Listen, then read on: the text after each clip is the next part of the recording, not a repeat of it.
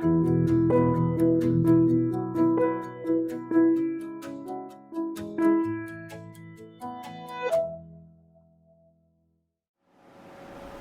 and welcome to our feathered friends.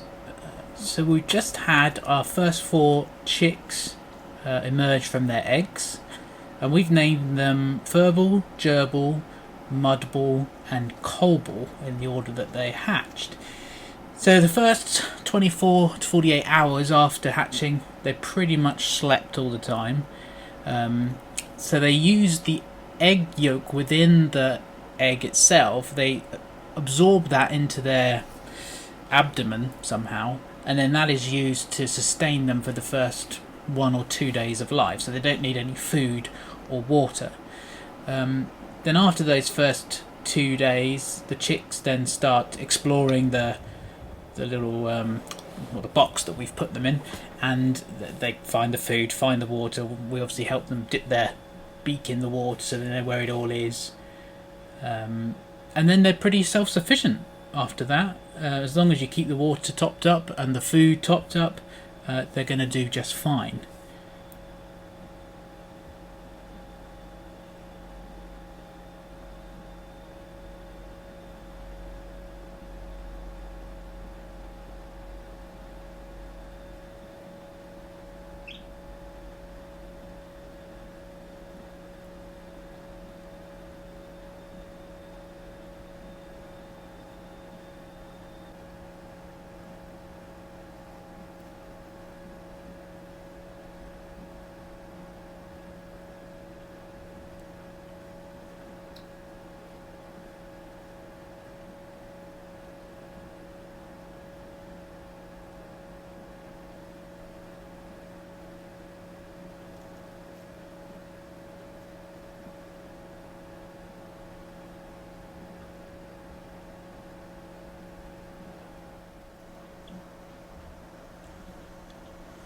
And then not long, maybe a week, 2 weeks at the most, the feathers on their wings start to come through. So you can see there, just as that bird in the middle there is stretching, you can see the little tufts of feathers coming out of the wing. And that happened a lot faster than I was expecting. And then probably another week, 2 weeks after that, it starts to develop across the whole of their body, and they start to look pretty scruffy.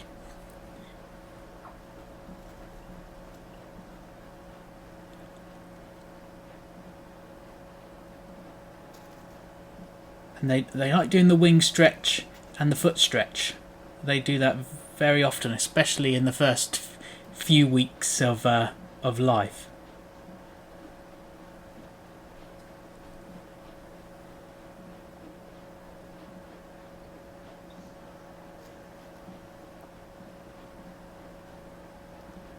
The problem we had as well is that they started to do scratching. They're too young in this video here to be doing it, but after a few weeks they started to scratch the straw quite vigorously, and they brushed it into the water, they brushed it into the feed, and so we ended up getting a different water feeder on the left hand side there that's raised up, and we put the bricks in just to sort of cordon off the feeding area, and so they can do the digging on the left hand side, but it didn't work. Whatever we did, they soon made a mess of everything, and we soon found out that they absolutely love live mealworms. So this is a video of me feeding them individually the live mealworms, and they quite happily take them from your hand, and then when they get one in their beak, and then they'd go and hide somewhere and try and eat it incognito, so that no one else would spot them eating it, but they're always chased.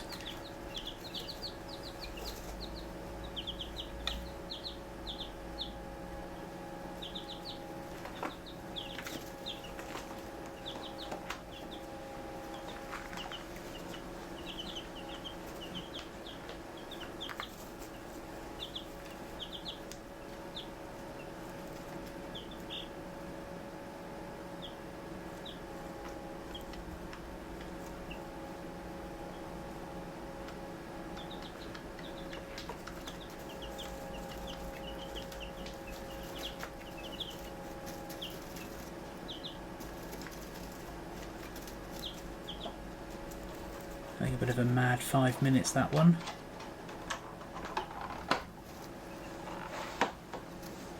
Wasn't long before, I think it was Mudball that became the more dominant one. I think it's that one on, just jumped onto the bricks there. Every time the white ones started flapping their wings like that crazily, he would go and peck them on the head and they'd stop. We've got a little tub here, a little pot that we put the mealworms in, stop them crawling out, and then the birds would go and help themselves.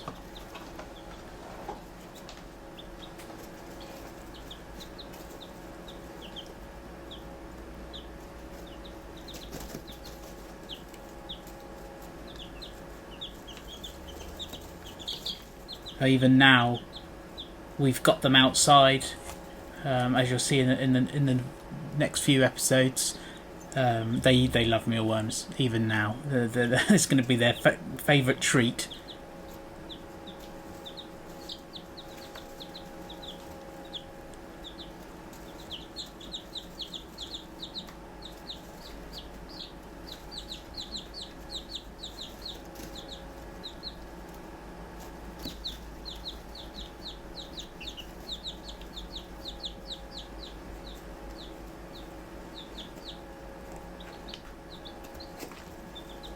And it wasn't long before they soon learned to jump on top of the brooder there. So it looks nice and clean in that shot, but most days it was covered in poo.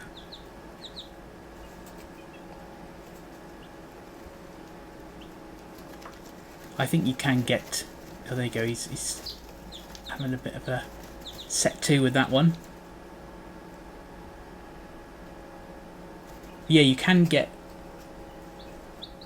sort of covers for those brooders, which I guess stops the bird sitting on them, because they do like to do that quite a lot because it's nice and warm. So they sit on it and warm themselves from the bottom.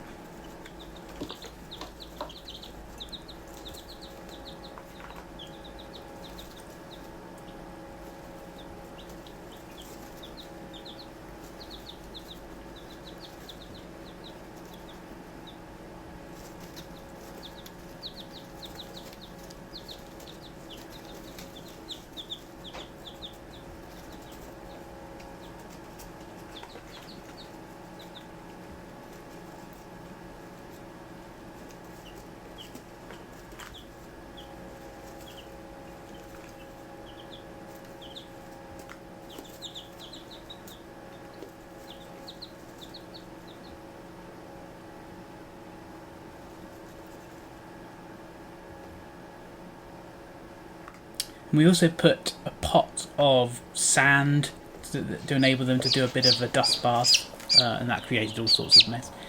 So then for our second batch of eggs we were less successful. We only had 2 hatch. This is the first one that... No, sorry, this was the second one that came actually. This one we named Partridge, and it had a beautiful sort of mottled colouring there, sort of brown and cream. And he's probably the prettiest chick we had up to that point. As you can see, you've got the very brand new wing feathers just coming through on him there.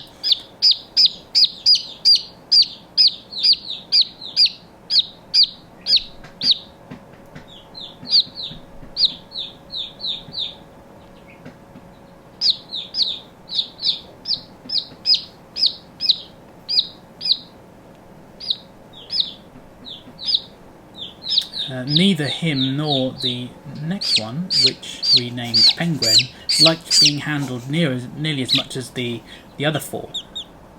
So it's always very difficult to get hold of them, and they would always try and wriggle free.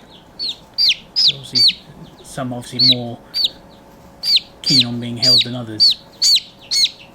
Even now, this one, he's almost 3 months old. He's very wary of people.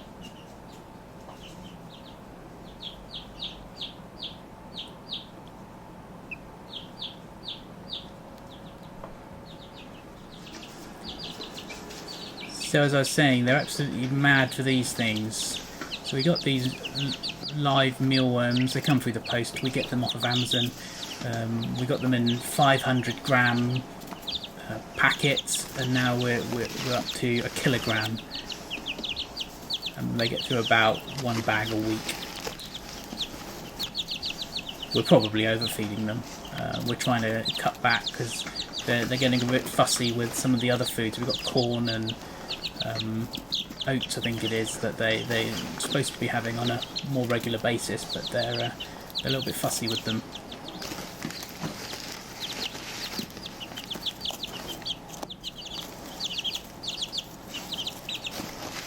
Just see the mess there on the top of that brooder. It's mud ball.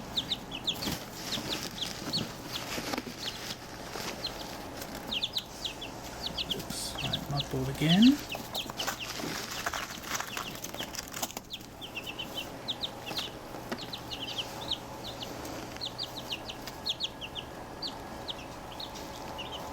Mud ball again.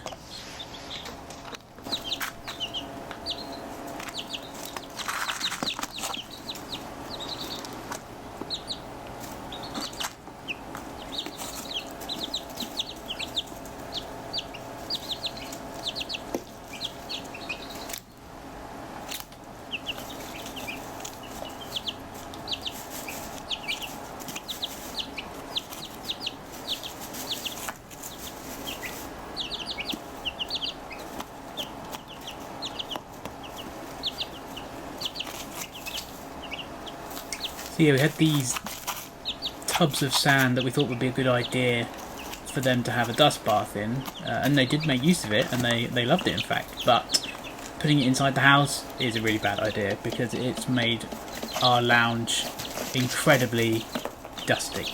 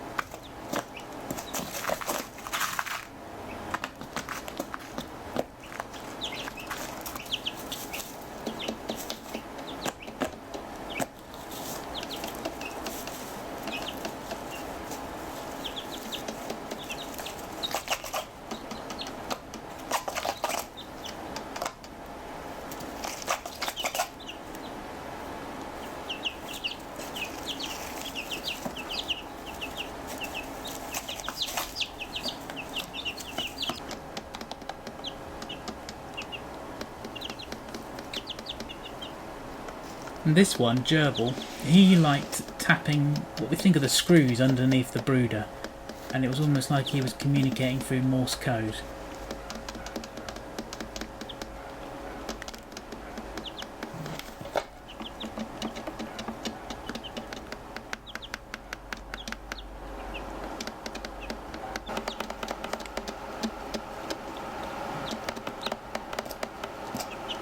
In fact, the two Siamese ones really responded to tap, so if you tapped something, they would come running to see what you were tapping, whereas the other birds are not quite so interested.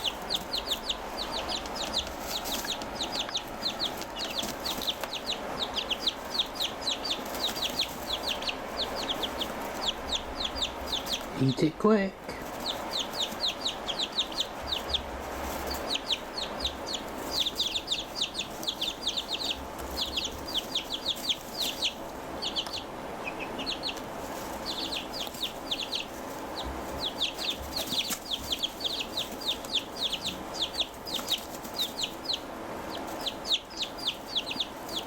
Be quicker to eat it.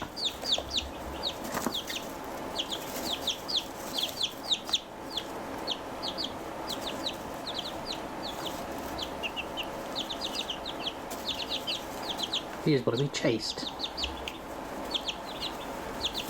Oh, we got it.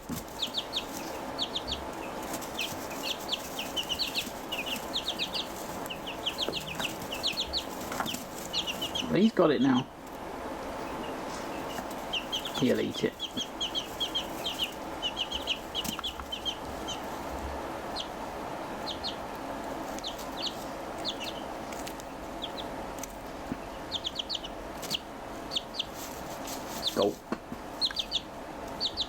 You lost out, guys. But we got another one.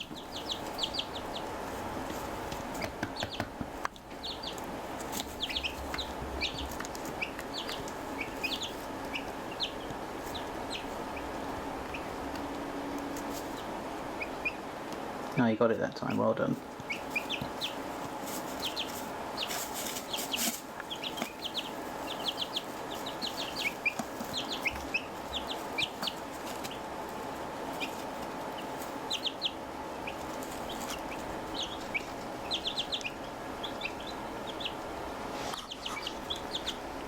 And here's Penguin and Partridge together in their own separate pen. We tried putting them in the same one, but they were really getting targeted by, well, all of them in fact were pecking them. So we've kept them separate for the time being, and we'll look to integrate them at a later date.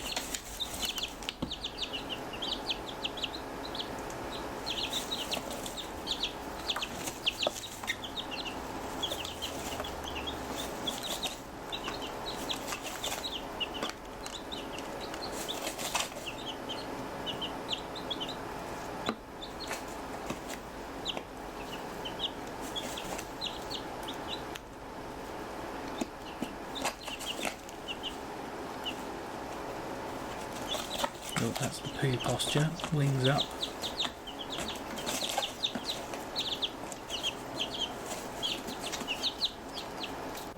Oh, another one.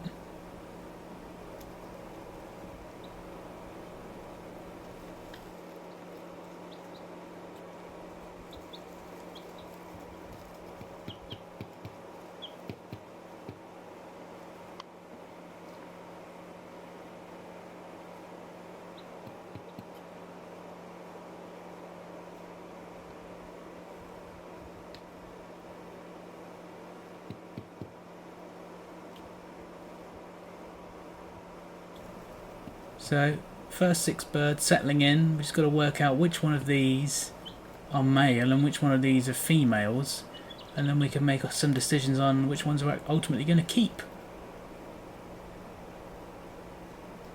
But as these ones were growing, we had another batch of eggs in the incubator, and they have subsequently hatched, and we'll be wanting to show those off to you in the next episode.